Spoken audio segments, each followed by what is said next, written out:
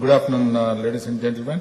I think, like Mr. Thomas has said that, the cluster definition and the way that things are managed in Europe are little different from what has happened in India and how it has evolved over a period of last 2 decades in India. Even 2 decades back, even though we did not say this as a cluster development, that is exactly the same thing has happened in India. And it will be very good, interesting, model or interesting scenario for the friends who have come from outside India, because the people from India are quite familiar with this IT growth that has taken place here and what role the Bangalore has played. But for the benefit of the people, friends from outside India, this is an interesting phenomena. Maybe this could be emulated in your own countries. With that, I will spend few minutes giving you a,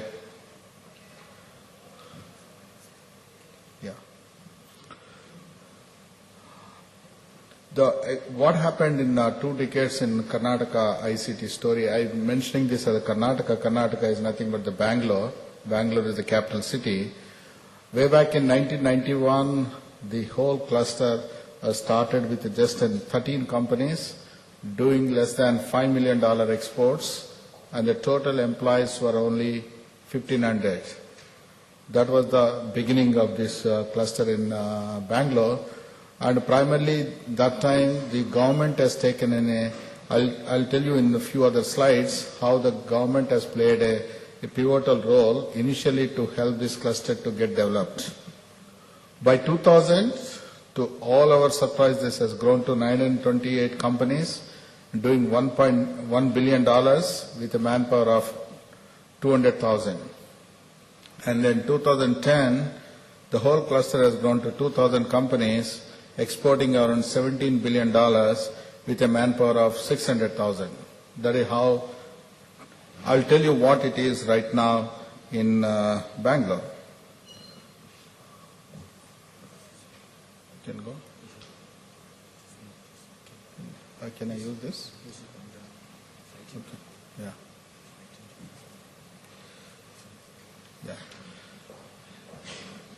The whole history started with setting up of the Software Technology Parks of India. That is a government of our India organization. It started in not just in Bangalore, but rest of the other places in the country also. But Bangalore is the one which has really experimented a lot of new models, new growth, the engines which are replicated in the rest of the country.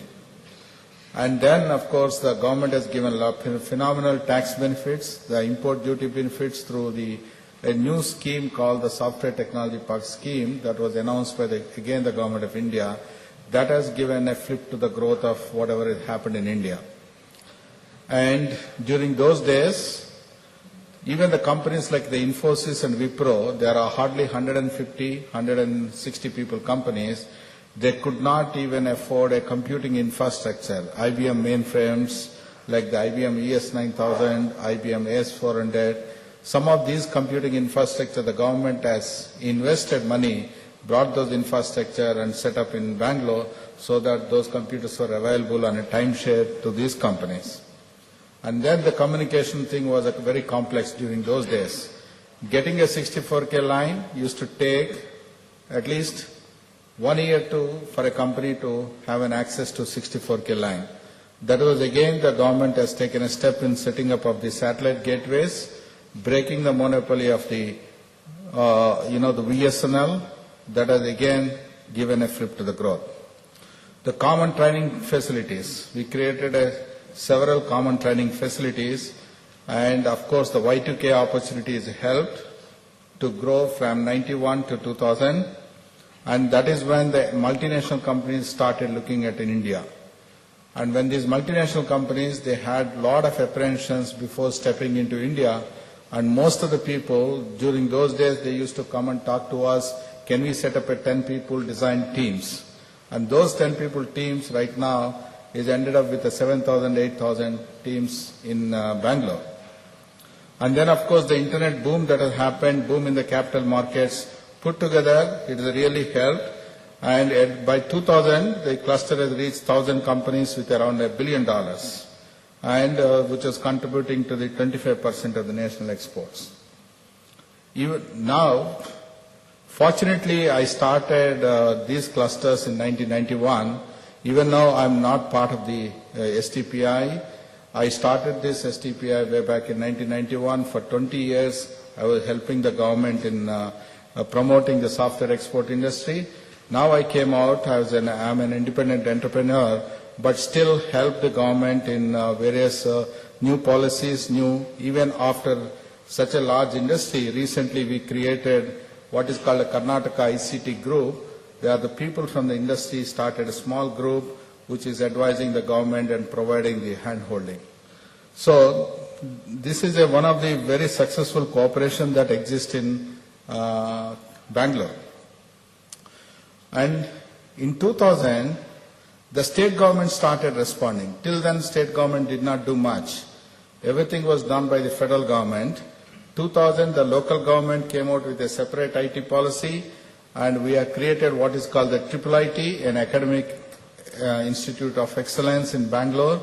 And then we also created an IT fund, and then we started branding that area. Till then, we did not do much of branding.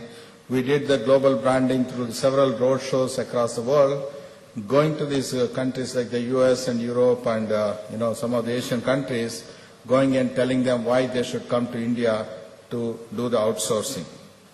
And then multinational R&D companies like the Sun Microsystems, the Ciscos, and the Texas Instruments, the Intels of the world, they started coming to India. And BPO, this is the period, the BPO, back office operations had grown big. Literally, financial institutions, world airlines, all the back office is happening back in Bangalore. And then Bangalore, 30% of the Bangalore exports are in high technology. Even though a lot of outsourcing is happening, this outsourcing is in a very, very high technology in terms of the VLSI design, embedded software, telecom software. This is a very high value software that was coming out of Bangalore. And by 2010, we reached 2,200 companies with around $17 billion contributing to the 35% of the national exports.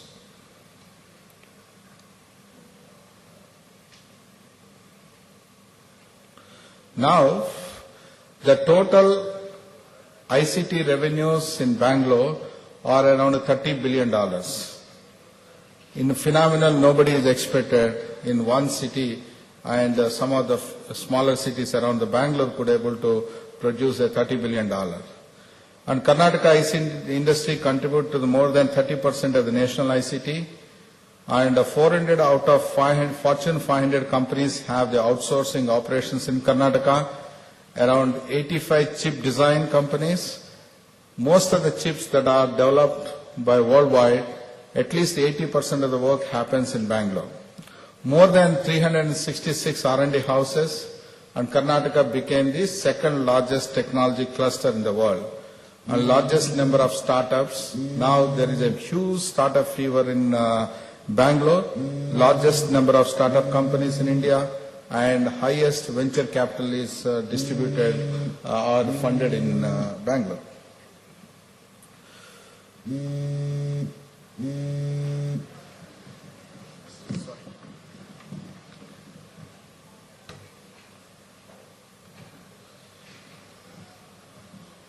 Why it happened? The stakeholders, it did not, even though the government has set up as a one single institute like STPI, it did not limit itself to that.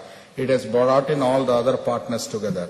The partners are the government institutions like the Government of Karnataka, KBITS, the Government of India. They all come as a proactive government institutions. They really help. And then the industry leaders, the ISA, the Indian Semiconductor Association, the NASSCOM, the startup ecosystem, they also work along with the government, academic institutions, IIIT, IISc, IIM, and financial ecosystems. And this is one city in India where all the stakeholders come together for whatever the forum that has been created, work along with the government.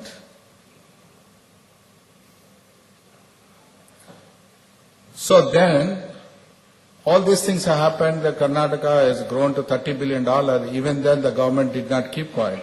It has called few of us from the industry who are familiar with this industry, how it has helped this growth, created what is called the Karnataka ICT group. And this group has strategized its growth. What is the next leap that the Karnataka has to achieve? So there are certain targets that are set. Right now, we are around $30 billion. We are likely to reach around $65 billion by 2020. We have 830,000 employees right now, likely to touch around 2 million employees, the direct employment. This is why I call this as the largest technology cluster in the world by 2020, and help to incubate 1,000 startups and entrepreneurs.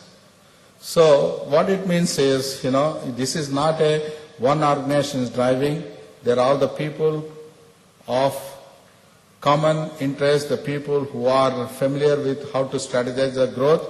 They work with the government, and the government has said that this is the group which will also overlook the implementation. So we are, as a part of this group, I am the vice chair of that group. We work with the government, not only working, we strategize, we tell them what recommendations to be implemented, how much it is going to cost. We'll also give how to implement those recommendations, and we overlook that, in a quarterly manner. And this industry, the IT and ITS is a major part of that. The other industry which is right now, India is focusing is the electronic systems design and manufacturing. Till now, India has done very well in terms of the IT outsourcing. Now we miss the bus of manufacturing, the electronic systems manufacturing.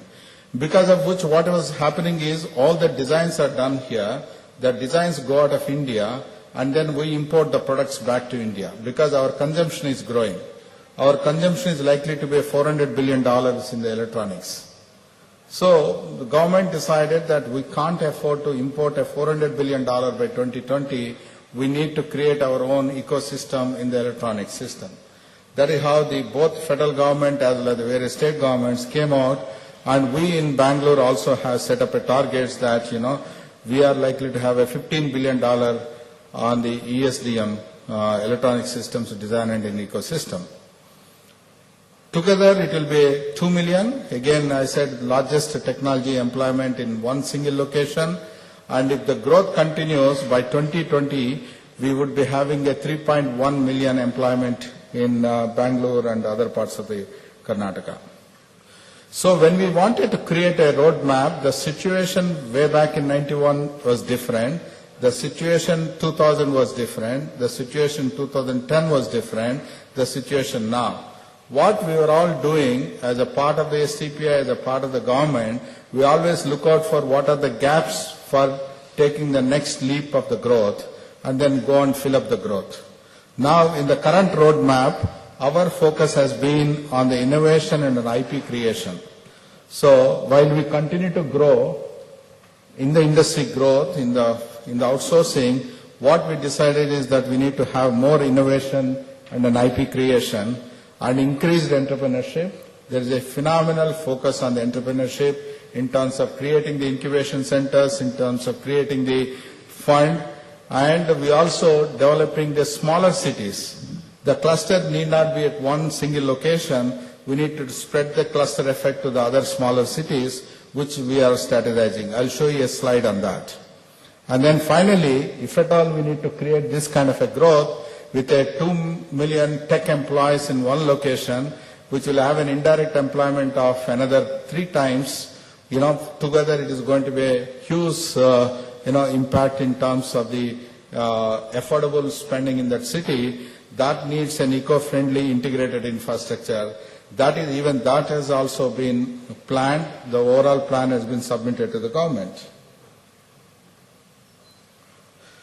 Then, how do we reach the targets? The targets were set by 2020. We need to reach $65 billion with a 2 million employment and 1,000 new startups. How will we reach that? Then what we looked into the 10 areas. 10 areas of the intervention, what is needed.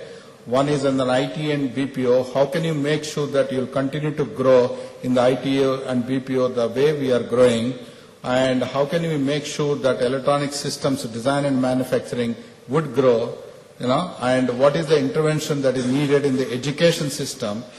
Even though we have a largest education, people are coming out, only 20% of the people are employable.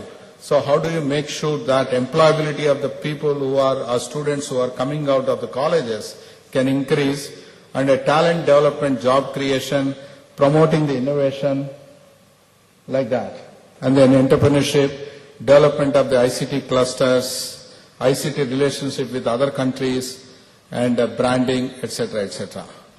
So there are very, very detailed recommendations. In fact, I leave this book with Mr. Thomas. This is one of the very comprehensive documents for any country or any state which wanted to develop any of the industry. A lot of strategies have been indicated in this. It is also available on our website, and should you need any help or support in that area, we can help you out. So I will leave all these things. This is a very detailed strategies that are indicated. Only one slide I will show you. How do you develop the other ICT centers in the state of Karnataka? That means we have seen a successful clustering happening in Bangalore. How can you make sure that 7 more cities can get the similar cluster effect, if not to the levels of this Bangalore, but in a small manner? So there are small cities like the Belgaum, Hubli, Gulbarga, Shimoga, Mysore, Mangalore, Tumkur. They have been planned. What we decided is there are certain minimum activities either the government and the industry together should do in those cities which will trigger the clustering growth. They are there are 7 items. One is creating the incubation centers. We are creating the incubation centers in all the 7 cities, and we are also creating a non-IT skill development centers, so that this indirect employment needs a lot of skilled people. How do you produce the skilled people? And then do an integrated planning with the land and the infrastructure support in those small cities. And we are also creating a rural technology and business operations. The second level of outsourcing can go to the smaller cities where the costs are lower. And then we are also creating the talent development centers. So these are all the minimum small interventions that are needed by the government and also by the industry, so that the clustering effect would start in those locations. Similarly, any of the states in India or any other country, if there are certain, as I said, there are certain strategies have been indicated in this. How do you catch up to the growth when there is no industry at all? We can help and we can support you in that with our experience of growing this industry, as I said, from the scratch of 13 companies to the current levels of 2,800, and with a $5 million to the current levels of $30 billion in one single city.